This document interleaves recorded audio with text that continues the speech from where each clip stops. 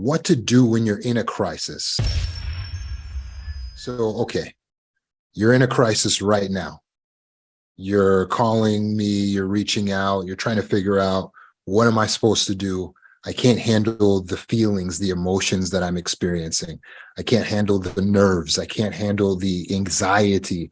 I'm in so much fear, or I'm in so much pain, so much emotional distress because of a situation that's happening in my life that is probably something I can't control.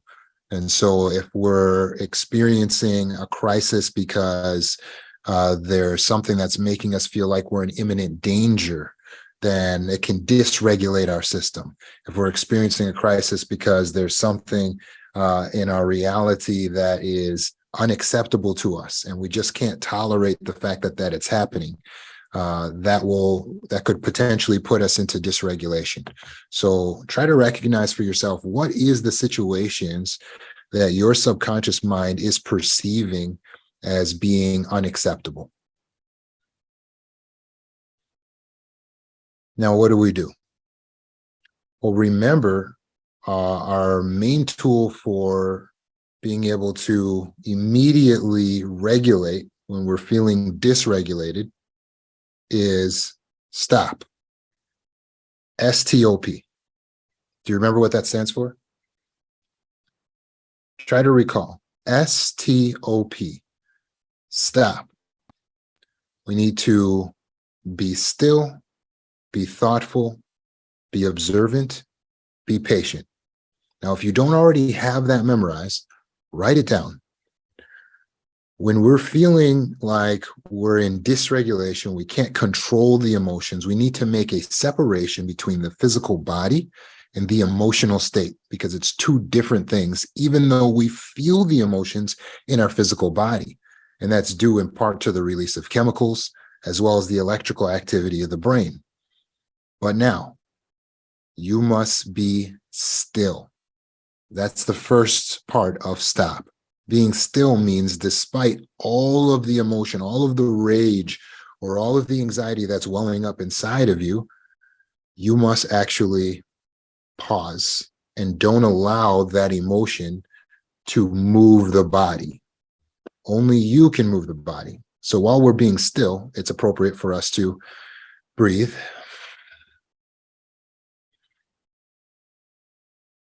When you start breathing, you consciously take control of a subconscious system. Just like blinking. Blinking is a subconscious system also, but you have the ability to jump in and take control of that. When we do that, just the very action of taking control of subconscious systems starts to put us in control, starts to remind us that we actually are the driver, not the subconscious mind, i.e. the body and the way we feel. So slow down and just stop.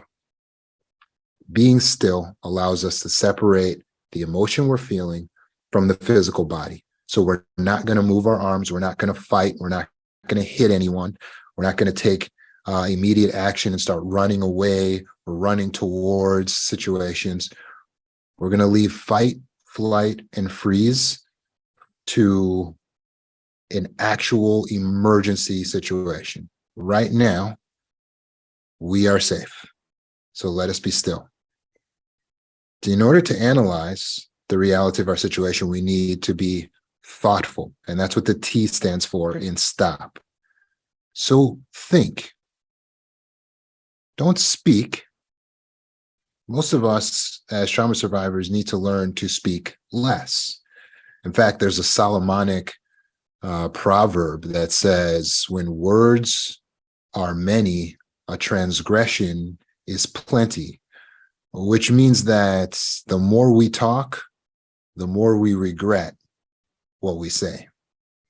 So let us use less words so that we can have less transgressions or things that we regret, things that we say that are wrong. Instead of moving the lips, let's move the activity of the brain by being thoughtful. What should we be thinking about? Well, we should be analyzing not just how we feel, but now also how the other parties may feel in this crisis situation that you're perceiving. Why are they acting the way they're acting? What are they doing? What do they mean by it? What are their intentions? We're not overthinking. When people say they're overthinking, they're actually underthinking, because underthinking is where you're looking at the situation only from the negative standpoint, and you're not analyzing how you can view this from a positive standpoint, or how you can view the other person's motives without assuming that they're bad or necessarily negative. So let's analyze and let's think.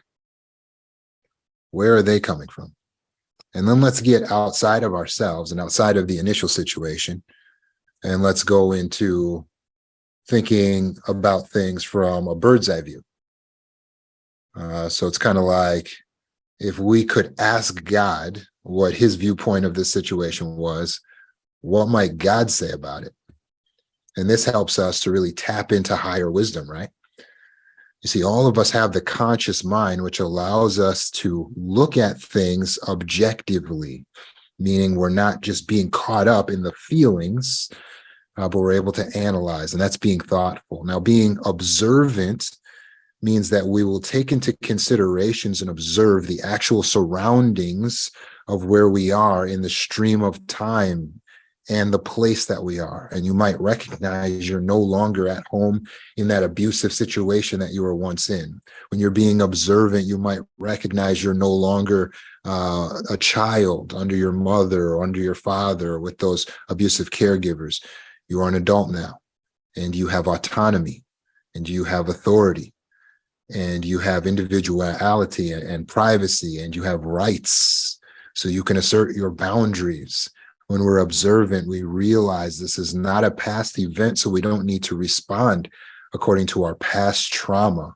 We can respond to this situation according to just this situation. And now let us be patient. When we're patient, it means we have the ability to endure discomfort. We have the ability to endure suffering, inconvenience, or a challenge without getting upset. When we exercise patience, we're reflecting a spiritual quality. Patience is a virtue. We need to be patient also with ourselves, don't we? We have to be patient with ourselves, meaning we're not going to judge ourselves and say, oh, I'm so stupid for getting mad. I hate myself for losing my temper. Oh, and I'm never going to get better. I should be more healed by now. That's not being patient. A patient person recognizes that they will at times relapse. That's a part of the growth and the healing process. So don't view a relapse as an indication that you are failing or that nothing will ever work. I want you to view a relapse as a part of the process of healing. How so? Because nothing we learn, absolutely nothing we learn, did we learn it on the first try, get it perfectly, and then for the rest of our lives never make a mistake in it. When we learned how to talk, we continued to fumble in our words and make mistakes, right? When we learned how to walk, we continued to stumble in our step and fall down. And so likewise, when you are learning to control your anger, when you are learning to control your anxiety, there will be moments where we lose a bit of control. But it's okay, because if we stumble, it doesn't mean that we have to stay laying on the ground. We can get back up. And that's resilience.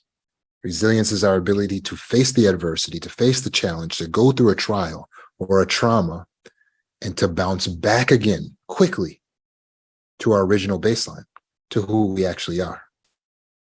So remember, in fact, make it your goal to memorize stop. Now, if you're in a crisis situation right now, after you've stopped, this has prevented you. If you've employed this tool, it has prevented you from doing anything that you will regret. And you're already thinking in your more logical mind. So I want you to do this exercise with me and just take your hands and put your thumbs like this so that your thumbs are close together. and attach, and then bring your thumbs down inside of your palms, and then close your fingers around your thumbs so that your thumbs are tucked inside of the fingers. Okay, so what we've done is we pulled our thumbs together, and then we've pulled them down, and we've pulled our fingers together over top of our thumbs. And now what we've created is a scale model of our brain, right? And I want you to look at your brain and recognize that when we are dysregulated, we are disintegrated, which means that all of our brain is not working harmoniously together. So if we were to split this brain open, then we can see inside of the brain, and inside there you have your thumb, which would represent your amygdala or your brain stem, and that goes down into the stem, which goes into the spine and the spinal cord down here. So this limbic system, or the amygdala, is the trauma center, right? And that's where all the emotional anxiety and the dysregulation is really initially occurring.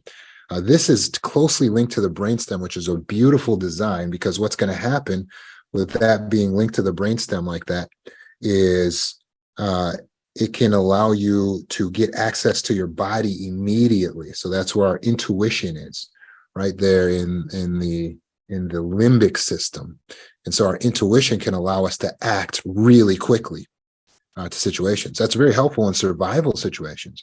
But what we need to do now, because this is not a life or death immediate survival situation, although you may feel it is, you are not in a life or death survival situation. So we need to use the rest of the brain. And up here, we have the cortex, right? And so we need to be able to connect our limbic system to the frontal cortex. And how do we do that?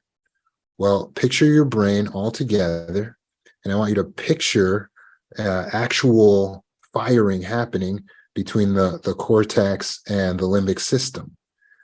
And as you picture that firing, allow the actual energy of the brain to start to connect. What's important is that up here in the canopy of the brain, we've got emotional regulation. We've got our logical mind, rational thinking. We've got planning, right? We've got maturity. We've got our language functions and our logic functions. All of the brain parts, right, left, top, bottom, inside, out, needs to all work together in order to give us the full powers of the human mind, right? Just like Voltron or in the Power Rangers, where they had to bring all their dinosaurs or robots together to form the ultimate version of themselves. Or maybe you watched Captain Planet as a child, right? And they had to combine all the elements of the earth, fire, and water, and wind, and earth, and heart, right? And then they make Captain Planet, right? You are a superhero. You have immense powers and capabilities. In order to tap into your powers and your capabilities, you need to integrate to pull all of the parts together. So I want you to be thinking about your creative parts and your logical parts and your serious parts and your funny parts. I want you to think about your defender, the part of yourself that protects you and stands up for yourself, and bring her in. She needs to be here. And I want you to think about your soft and gentle side, the loving, empathetic part of yourself. Bring her in. She needs to be here too. And we need all of them working together, firing together at the same time, so that we can handle this situation. So we're thinking about things from our viewpoint, the other person's viewpoint, and the bird's eye view, right? And when we put all of these viewpoints in together and we're seeing them simultaneously, it's like having all three colors that are used to create color screens on color televisions. And when they fire in rapid succession, then we can see life in full color. And when we can see life in full color, we're no longer in black and white thinking, which is another term for extreme thinking. We can see things as they really are. You're special.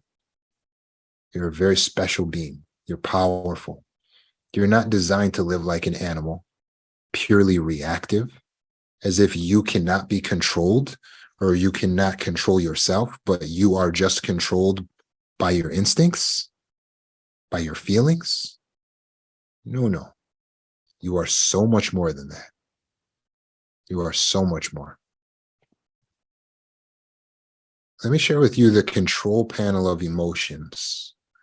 So we've made the discovery here that our emotions break down into three main parts, because what causes all of our feelings, all of our emotions, is the way our subconscious mind perceives reality is interacting with our values. Again, that definition of what causes emotions is it's how our subconscious mind is perceiving reality, is interacting with our values. So if you perceive, meaning the way you see something is that your reality is in harmony with your values, you're going to get good feelings and vibes and pleasant emotions that you can enjoy. But if your subconscious mind perceives that something in your reality is violating your values, then what does it do? It's going to give you painful emotions and feelings. And that pain is to let you know there's something you need to take care of. But how do you take care of it? Well, we look at the control panel of emotions. We get analytical, logical about the situation. So we have three access points here, right? My father was a low voltage electrician. And so he would have these access panels where he would go into a building and he could go in the wiring when he opens these control panels. Likewise, you got to look at these control panels to the emotional self, which is like a computer system that's running automatically, where your mind operates the brain to be able to produce the sensations of emotions for you. So these are the points at which we can control the emotions. Sometimes we can actually control our reality. Sometimes we can actually control our values. Sometimes we can actually control our perceptions. In all cases, there's something we can do. Let's take a look at how this works. Let's take a look first at your reality. And so on a piece of paper, if you're in a crisis right now, you go ahead and you write these three things at the top of the page: reality, values, perception. Reality, values, perception. And underneath of reality, then let's write down what we can change in our reality. You see, sometimes we're upset because they're treating us badly at work. So we may be able to change our reality by confronting our employer about the situation, going to HR about the situation, writing a strongly worded email about the situation, or leaving the job. By doing those things, we take action in the tangible world, and that changes our reality, which will also change our emotional state. Sometimes the situation that we're dealing with that makes us feel like we're in a crisis is we feel disorganized or overwhelmed, like there's so much stuff we have to do. We don't know how we're going to get to it. What can we change in the tangible world? Well, we can get our pen, our marker out, and start making lists of the things we have to do. We can start organizing those lists and categorizing lists and posting the lists up so that we can see it all. And just the mere act of getting it out of your subconscious and writing it on paper mitigates the stress. Why? Well, because the subconscious mind gets overwhelmed and it says, hey, I can't hold all this stuff. And that's sometimes why it gives us the anxiety to let us know, I need you to jump in and help me with this. So please take the initiative and make the list. Start writing down some of the things that you have to do. That's an example of changing your reality, doing something in the tangible world that's going to make you feel better. If there's a house that needs to be cleaned up, maybe we can clean up the house. If there's a job that needs to be done, maybe we can do the job. But ultimately, it's important for us to take action to change our reality. But sometimes there's nothing we can do in our reality because what we're upset about is another person. And please take note, you cannot control another person. You cannot control another person. So if someone else has done something to you, like your boyfriend has left you or cheated on you, or your girlfriend has stolen from you or not listened to you, and it's making you feel like you're in a crisis, remember, you cannot control other people. So telling them, hey, I need you to do this, and you got to do this, and you gotta, they don't gotta. It's your responsibility to manage your emotional state. It's your responsibility. So let's not try to control people, because people exist in the infinite void of things we cannot control. I call it the infinite void, of course, because there's an unlimited amount of things out there that you cannot control, and an unlimited amount of things that you do not have. So focusing on what we can't control or what we don't have, you see, that's not going to lead us to emotional stability. That will make us dysregulated and unhappy. So if we can't change reality, then let us take a look at the values. What are our values? The values are they're actually the core of the self, right? And so you have to take a look and analyze, at my core, what am I valuing? Meaning, what do I hold as important? It could be concepts like loyalty, honesty, friendship. Our values could also be things that we value, like our PlayStation, our guitar, our girlfriend, boyfriend. The values are where the violation is taking place, that's giving us the emotions that are unpleasant. So sometimes we can actually alter the value. For instance, hey, Billy, Susie is dating someone else now. How do you feel about that? Billy says, I don't care about Susie. What did he do to make himself feel stable? He changed his values. He decided to say that he doesn't care about Susie, meaning he doesn't value Susie. When he doesn't value Susie anymore, then he feels better. What are some examples of times we can change our values? For instance, a man might be very upset about a football game. Things didn't go right in the game, and his team lost, and he's throwing things, and he's angry, right? And then he can ask himself, could I maybe alter my values here? And then he realizes, oh yeah, football is not that important to me. It's not that important. It's just a game. I don't need to allow the outcome of a game to determine my emotional state. So therefore, I will devalue the game. And my new value that I'm going to replace it with is, I care more about family. I care more about my purpose in life and less about this game. When he changes that value, what happens to his emotional state? Suddenly he starts to feel stable again. Is there some values you could change? You might realize that you had values that are making you more sensitive and easier to violate, such as family is everything. If you told yourself that, but not even talking about your children, you're talking about the family you were born into, your family of origin, and you're saying that this random group of people that came together when two teenagers had sex with each other, or some 20-year-olds decided that they were going to get married back in the 50s or 40s or something, and you're saying that this is everything. These people who share some DNA with you, they are random, and you are saying they are everything. They are all I have. Well, no wonder you feel dysregulated when something goes wrong with this random group of people, because you're overvaluing what it really means to have a family of origin. So maybe we could change that value and say, family is not everything.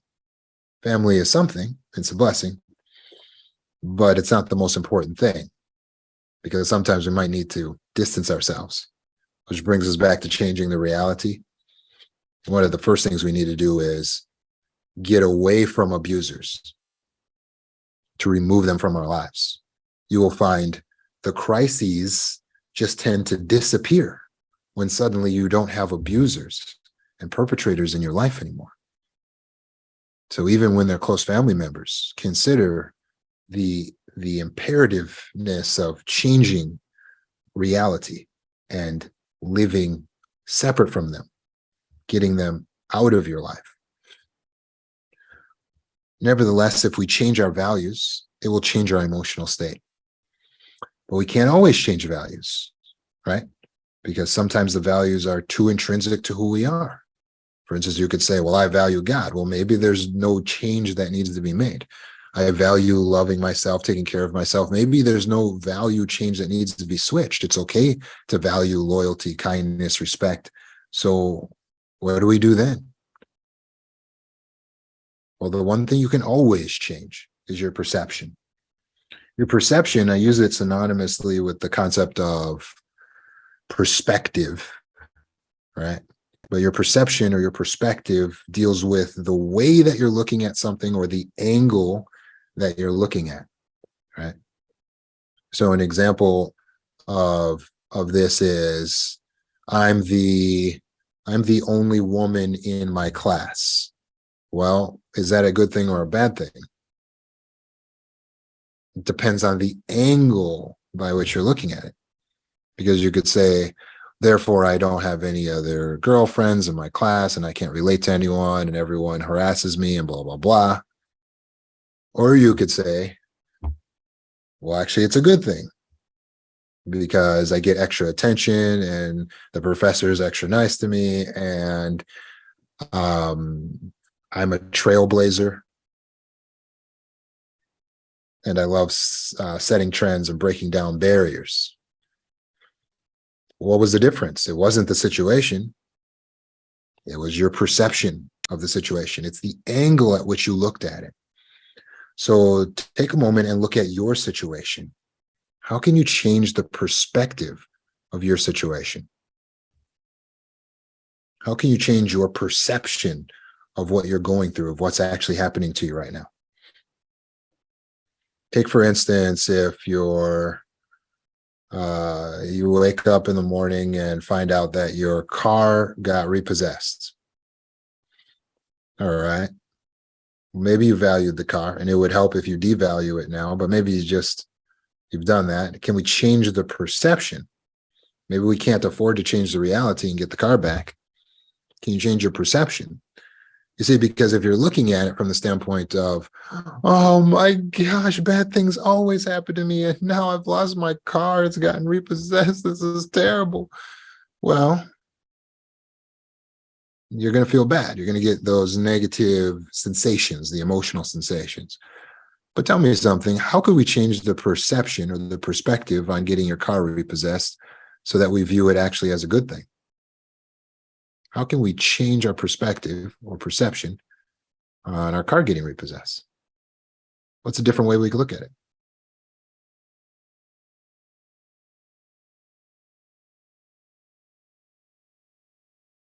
How about, oh, good, I don't have to make payments on that thing anymore.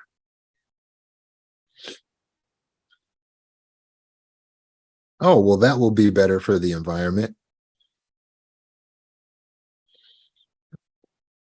Does this take a bit of a sense of humor? Perhaps. But what happens when we start viewing it from that angle? Because there's always another angle to things. All of a sudden, it regulates the chemical output. Remember, this is a computer system you're dealing with here. And in your mind, your subconscious mind operates like an artificial intelligence. So it only can go with the data that it's provided.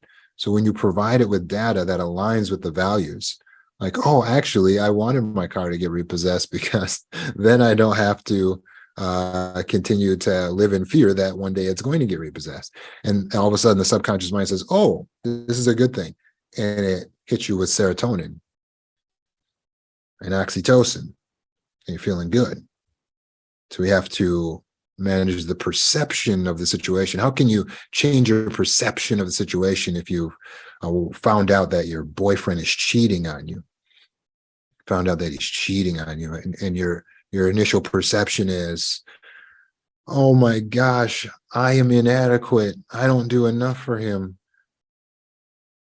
because he loves these other women more than he loves me. So it's my fault. How can we change our perception around that?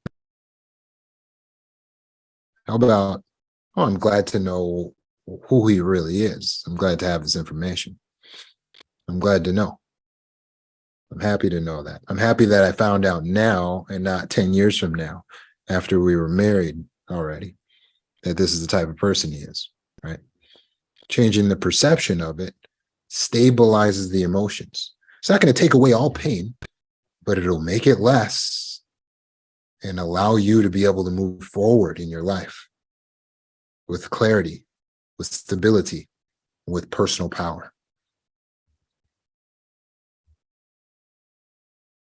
When you're in a healed state, you hardly view anything as a crisis. The reason is because challenges come and challenges go. And so when you're experiencing something that could potentially be viewed as a crisis, you know immediately to change your perception and view it as an opportunity to use your tools, an opportunity to overcome and to go through your trials, no, rather grow through your trials. You see it as an opportunity for growth. The tools are very powerful when we're remembering to stop. When we incorporate into all of this the JOT method, which I didn't have time to talk about today, we stabilize ourselves. And when we realize that we have the ability to stabilize ourselves, and then we also realize that we have the tools of assertiveness, which means that we can speak to other people in a way that is sustainable and gives them the advantage, the opportunity to stay stable as well. We feel a sense of invincibility, or at least ability, meaning we can go out into the world. We don't have to be afraid. We don't have to be afraid of relationships. We don't have to be afraid of altercations. We don't have to be afraid of confrontation, because we know how to stabilize ourselves. And we also know how to assert ourselves in such a way, skillfully, so that it doesn't cause more dysregulated conflict. So I encourage you, utilize the tools. If you want to learn more about how to set boundaries and assert yourself, utilize the trauma healing course online. You can find it on the website, mindfree.org. The healing course requires a monthly fee. If you're not in a position to pay the monthly fee, go to YouTube, type in Roman Zanoni JOT method, J-O-T. That's going to pull up the JOT method training. On YouTube also, you can type in End Fight Flight Freeze. It's going to pull up an assertiveness training. Watch those videos. Watch them. Practice what you learn in them. Text message me if you have questions. Take advantage of this opportunity you have to soak up this information and to stay regulated and to reach towards healing and self-optimization and self-actualization. I appreciate you giving me your attention today. Let's open up our discussion to those who are here. Anyone on our Zoom call who has any questions, thoughts, concerns, especially around this concept of being in a crisis.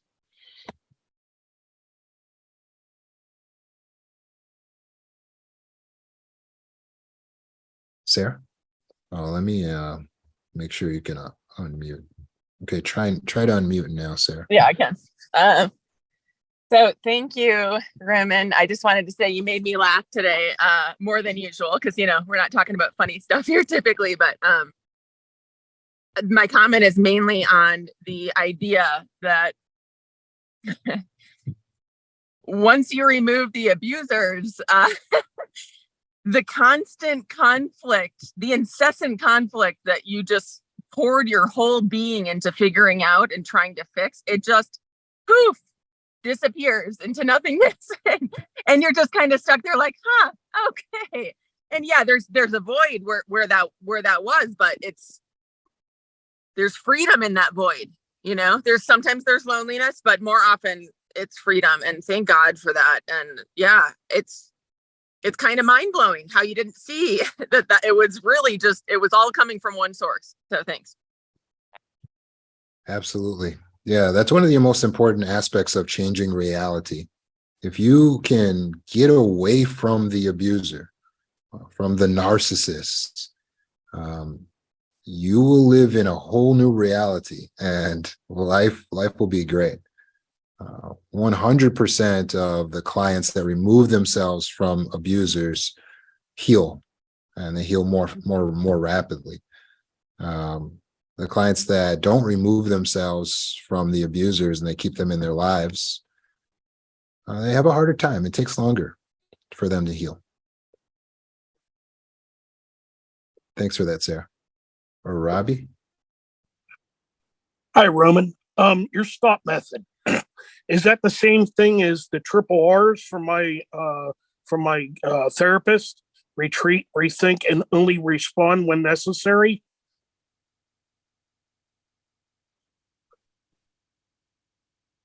Well, in my mind, it's more comprehensive than the 3 R's, but 3 R's sound great too. So Okay. of course I'm going to be biased on that.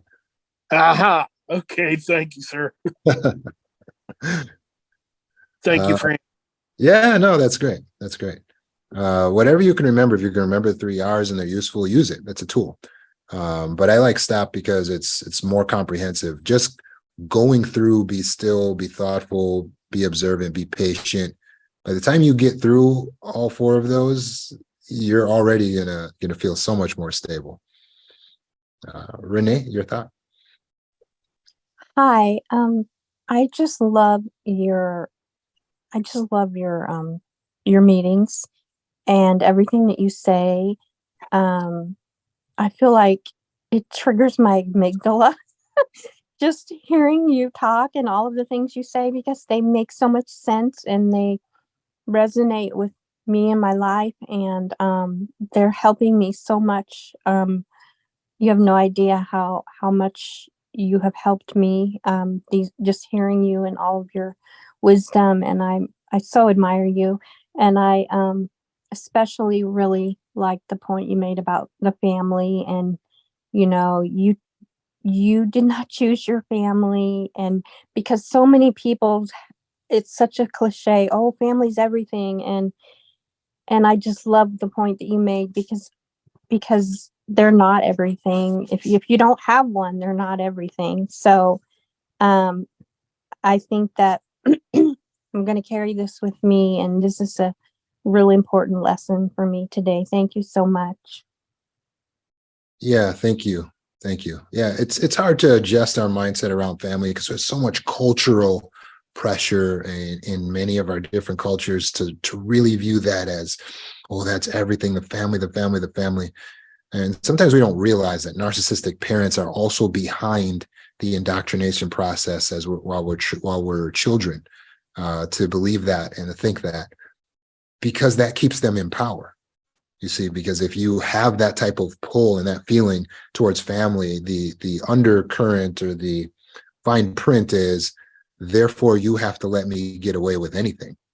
And the whole goal of a narcissist is to be able to have that relationship with you that's unhealthy for you, but they're not held accountable. And by indoctrinating you with this belief that the family is all you have and you will not survive without the family, it creates codependency, and they want you to be codependent on them. So we have to really do some work around understanding what is the importance of our birth family, of our family of origin, to keep it in the proper place. So thank you for that. Lee June? Hey, Roman. I Hey. just had a question. So if you're in a situation, a crisis where you can't say, I don't know, um, say you're someone who, I don't know, has like panic attacks or whatever, but if you're in a crisis, say such as like a car accident with like your children or family, how could you then, uh, like, how would you then try to get in better control of yourself? Like, because if you value your family, you obviously won't be able to change that. Like, you are actively in a wreck. Um, I guess, like, could you just walk me through like how to manage that as like an example of something like a major crisis that uh, may seem difficult or impossible to manage. Just remember, stop. STOP. Be still, be thoughtful, be observant, be patient. When you're regulated in an actual emergency, a crisis situation, you're going to be a lot better aid to your family. You're going to be a lot better leader than if you're dysregulated, because all of this, oh my God, is everybody okay? What in the world? Why did you do that? Why were you? That's not helpful to anyone. It's not helping. But if I stop and I just remember, be still, be thoughtful. Is everybody okay? Be observant. Looks like everything's okay. Looks like we got some front end damage. Ooh, the people in the other car, I need to find out if they're okay. Right? Thoughtful. Oh, I need insurance details. We don't think of things in this crisis. I need take a picture, babe, take a picture of that license plate. Like, we start thinking more when we're regulated. So you need to regulate right away. Be still means I'm not going to overreact, but I'm going to remember first thing I got to do is breathe. See, all this can take place in 7 seconds. You can run through, be still, be thoughtful, be observant, be patient in 7 seconds. So obviously it'd be reasonable that you'd make sure everyone's okay. You'd ask that, but you don't need to be at level 100 in the way that you're talking and acting right then and there, because it's not going to help your kids to calm down. How are you going to tell them to calm down if you're not calm, right? So now you have to be a stabilizing force to the people around you. So learning yourself to regulate, utilizing these tools will allow you to be able to do more and be more for the people around you. Thanks, Roman. Hope that helps. Being observant, being patient.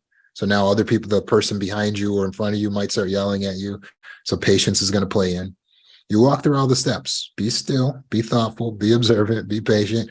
And if you employ it, it's like, oh, wow. And then people are going to commend you and say, you were amazing in that situation. You handled that so well. Nikki?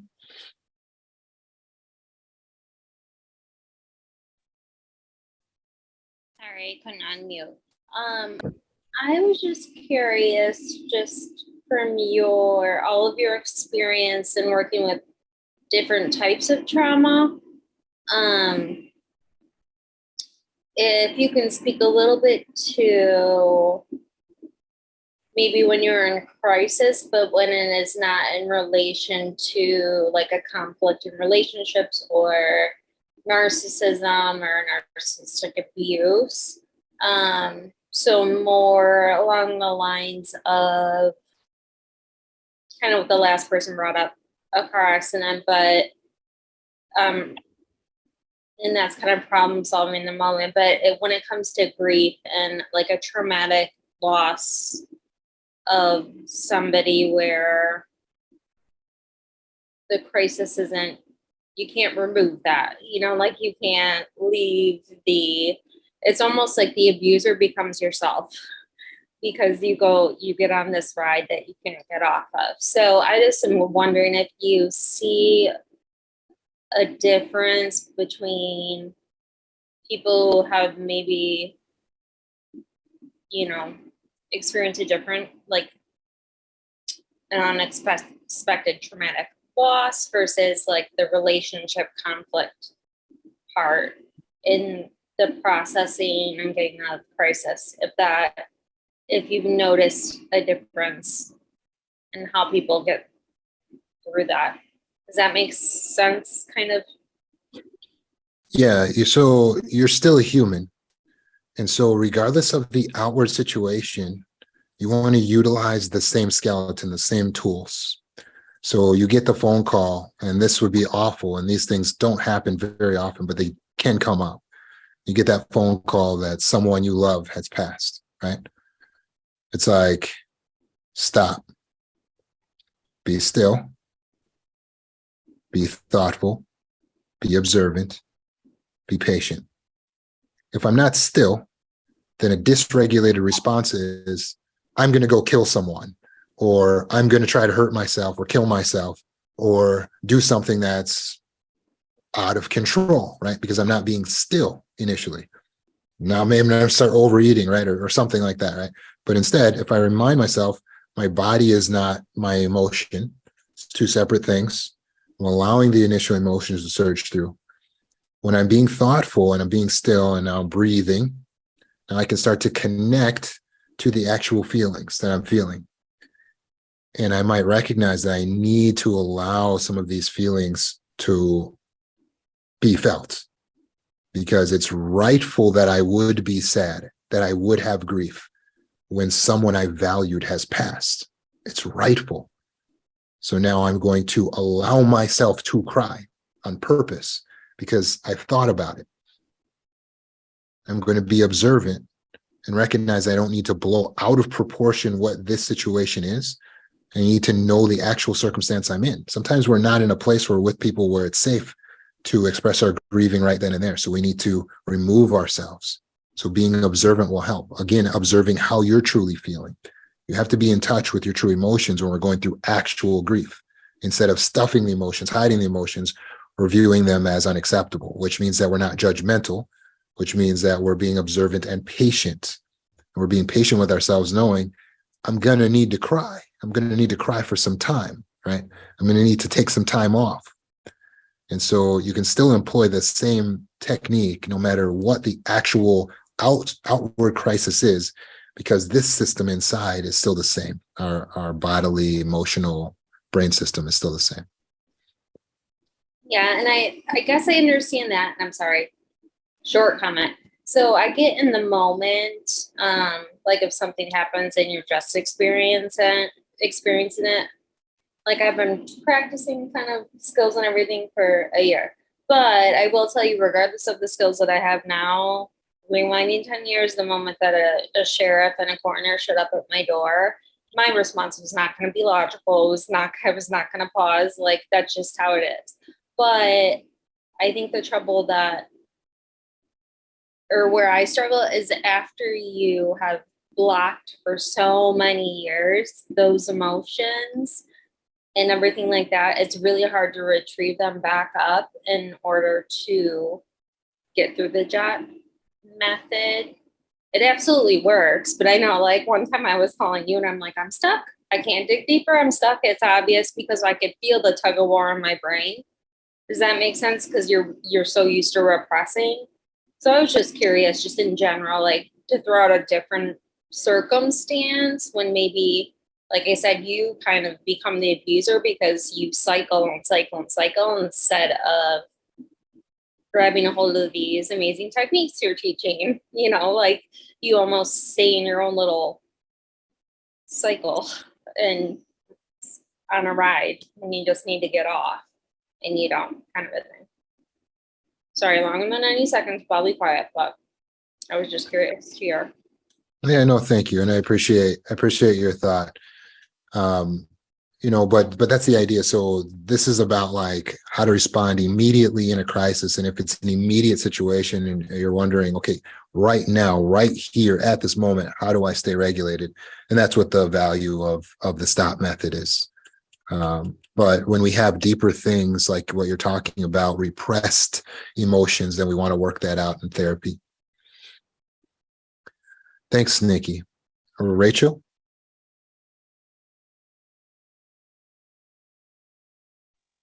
Which Rachel? Foley?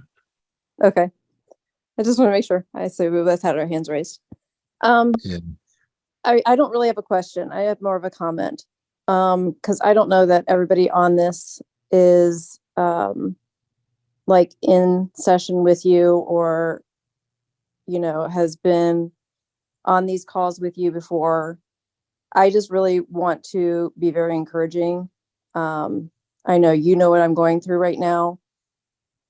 I actually felt like you were talking directly to me today. What he is saying works 100% of the time. It is so spot on, and I am personally using it to get through my day to day right now. literally changing jobs, getting out of a bad situation. And I have to obviously endure getting out of the bad situation in a respectful way of 2 weeks, but whatever. And it's not been easy. And I've had to reach out. And as soon as I use the methods, the ones he spoke about tonight, the jot, the stop, literally you do regulate. It does work. You just have to take the time to keep training yourself to do it, because otherwise you do throw everything out the window. So if you're new to this, please keep listening to it, keep trying it, keep doing it, because I have all the faith in the world that I'm going to get there one day. So I'm just trying to be encouraging to somebody else. That's all. Thank you. Thank you, Rachel. That means a lot. I wish everyone could understand what you've overcome and where you're coming from, so that they realize how big it is and how meaningful it is for you to say that. So thank you. Right. Thank you. Okay. Go ahead, Letty. Good evening, you guys. I just wanted to piggyback on what Rachel had mentioned about how much the teachings have helped her. I guess it's been a couple of months, or maybe more than that, that I took the course after a couple of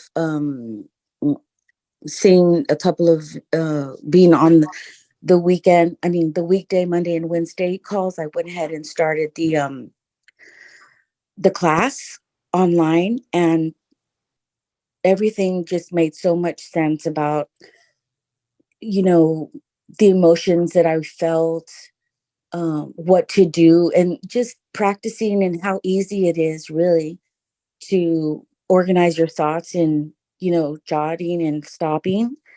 Um, and then I went to the retreat, which was even better. I mean, it was great, not better, but it was great as well.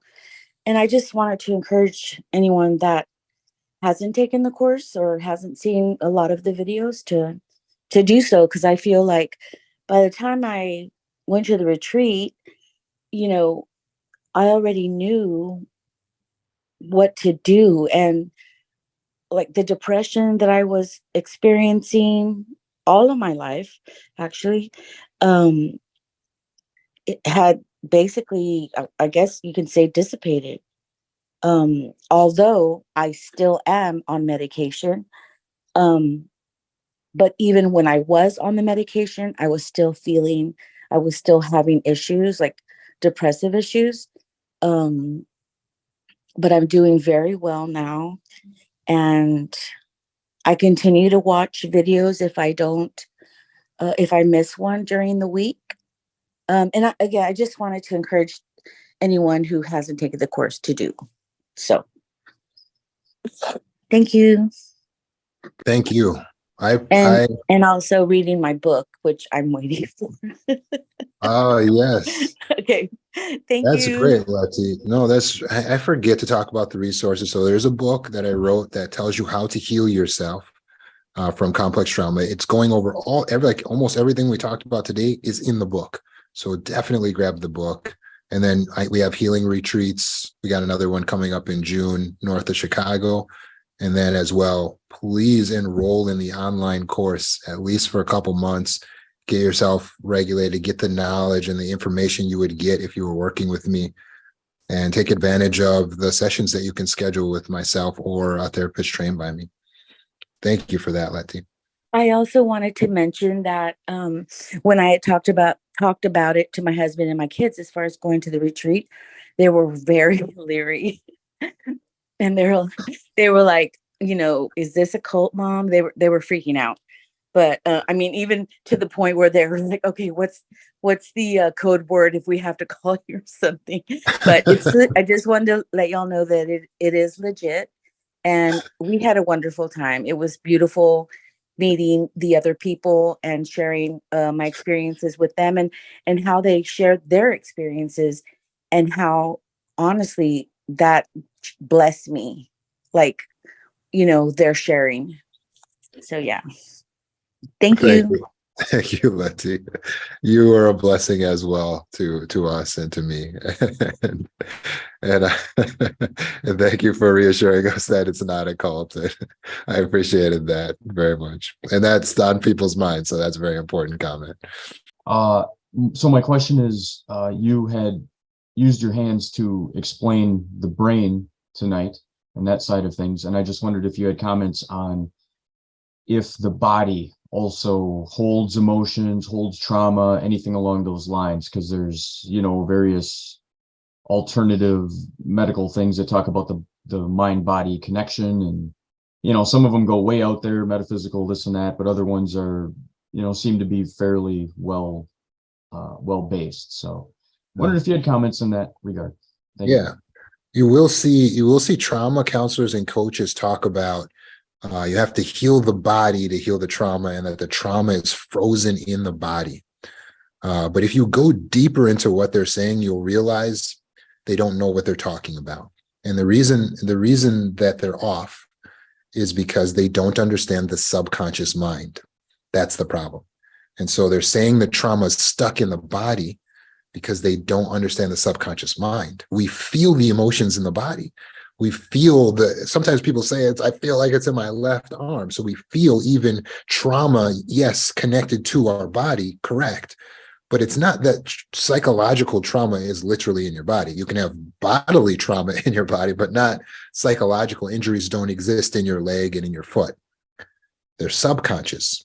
And the subconscious mind is connected to the brainstem, which is connected to the vagus nerve in the body and all of that. But the answer to being able to heal the psychological trauma is not that you must first heal the body and the psychological trauma will go away. And so what happens is this gets proliferated because it's easier to make money on selling you a program for the body. So it's like, oh, join my yoga program and that's going to help you to heal. Simple. Join my biking, exercise, bodily based program. This is what's going to help you to heal. So the commercial agents, the merchants, jump onto that explanation and they proliferate the explanation that trauma is frozen in your body, it's trapped. So take this pill or eat this food or join this program, and now we have something we can sell you. But that is not accurate. The subconscious mind is what holds the trauma. That's where it's trapped. And so we have to retrain the subconscious mind and release the trauma by reprocessing the memory of what happened.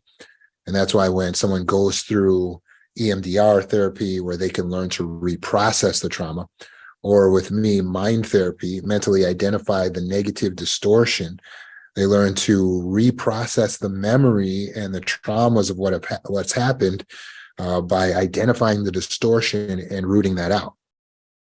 And then with the techniques and the tools that we learn, now we learn a new way to respond. The old way we were responding was based on the trauma, how we developed as a result of the trauma. And so if you address the psychological aspects of the trauma, then you will ultimately heal the trauma, and you'll feel the release and the relief in the body. As people have told me, I think just yesterday, someone was like, oh, my headache's gone now. Thank you so much. Or one woman said, oh, my handwriting improved. Thank you so much. One phone call. And they're feeling differences in the physical body. That being said, I always say, give me 30 minutes of bodily care a day in terms of bodily exercise and stretching, 30 minutes every day. So it's a part of our overall healing, just like oranges are a part of or a cereal can be part of a balanced breakfast, but it's not the whole kit and caboodle. It's not just about the body. It's a really deep question. Sarah, your thoughts? Oh, yeah. I just wanted to comment quickly on what you shared, Roman. And obviously I relate to it so much. And I've heard in a lot of these groups, and I do a lot of NPD support groups specifically too, because I'm only about 8 months out. And I did a lot of research, like you said, also on NPD. I'm already in grad school for trauma therapy. And so I was already kind of in that world. And I needed to understand, because I was so confused. The number one emotional flashback, the strongest emotional flashbacks for me today relate to confusion and being confused. So I needed to get to some level of understanding. However, at some point in that journey, when I really understood that not only was I being abused, that was layer one, but then there was the layer of like trying to understand MPD and sort of, I get it, it's a mental illness, but also I was looking for excuses in that as well. I wanted to excuse it. I wanted to find some reason for it that wasn't he's doing it on purpose. And I had to, at some point, embrace the fact that he was doing it on purpose, because I couldn't counter the gaslighting if I didn't embrace the whole truth. And I must say that when I embraced that layer of truth, that he was in fact doing it on purpose, and deeper than that, he actually was enjoying it on some level.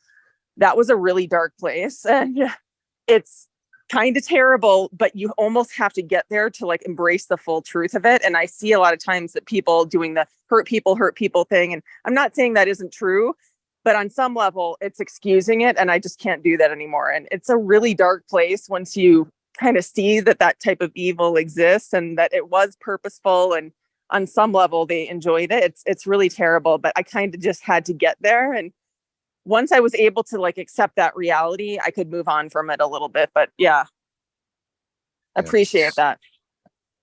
Yeah, thank you for those comments. Renee? Yes, the evil is not comprehensible. My ex is a psychopath, and I would like to know if you have any suggestions on how do you co-parent with a psychopath? Well, if you could avoid it, that would be great. Yeah. Like Ideally, you don't co-parent with a psychopath. Yes, right. You don't. You can't. I mean, do you have any practical suggestions for protecting my child from him, because he's his father and he has regular contact with him, and he is impressing upon him. He's 13 years old, and I want to mitigate the effects of having a psychopath or a father as much as possible as a mother. And I don't know how to do that. I mean, I did buy him a book. It's called How Not to Be a Dick. And that's kind of funny that a book even exists like that. But, it's because these people are just so off the wall and the things they do, you do have to find the humor in it because it's so ridiculous. It's just better if you just laugh about it so it doesn't eat at you. But what do you do for your child? So the first thing you have to do is regulate your own emotional state around this concept of protecting your child, because the reality is we're sending our child out there in the world or to be with their father, and we can't physically protect them in that moment. And that was our job for so long while they were babies, is to physically protect them. But now it's getting to a point, he's 13 years old, and you have to let him see the dad if you have to. And if you do, then it is what it is. You cannot actually physically protect the child from any contact with the father.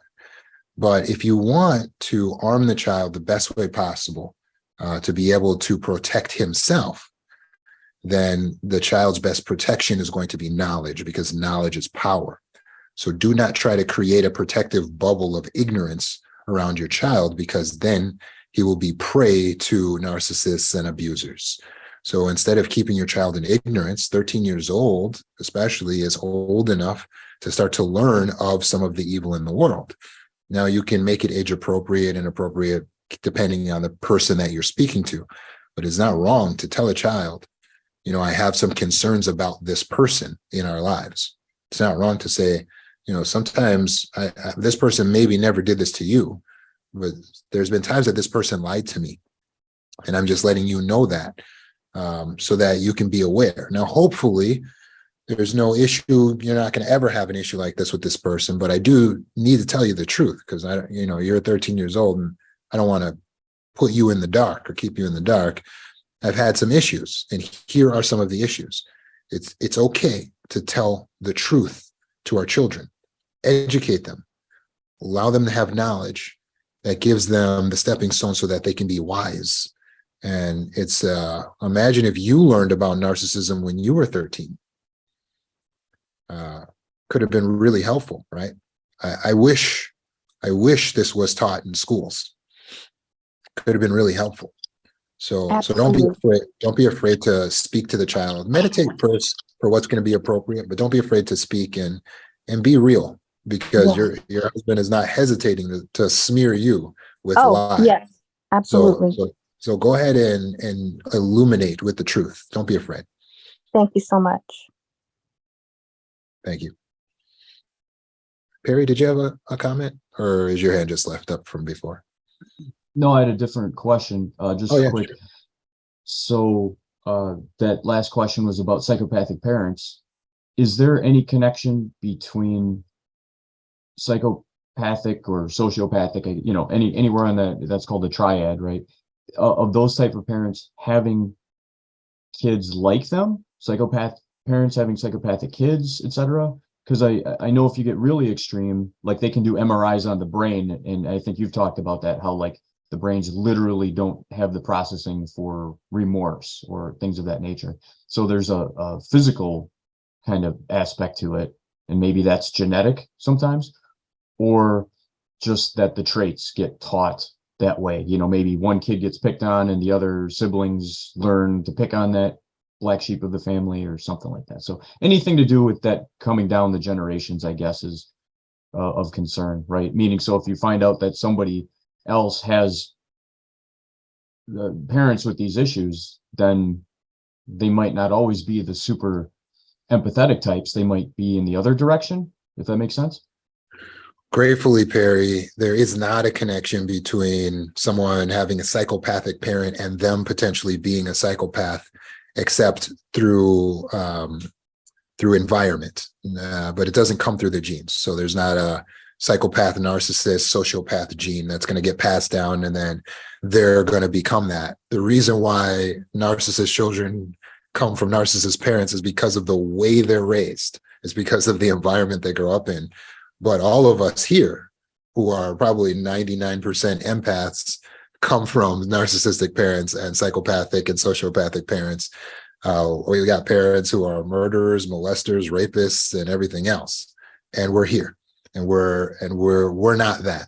So gratefully, it does not get passed down in the genes. Do you happen to know like a percentage one way or the other? So, for example, a psychopathic parent, is it the majority of the kids end up being empathetic, empaths, versus the other way? Or I don't have a percentage on that, and it just depends on the individual child how it maladapts, because it's you literally you and your sibling. It could be you and your twin brother, same circumstance, two different splits from the trauma, one more empathetic, one more egopathic. So unfortunately, I don't have percentages on how that goes.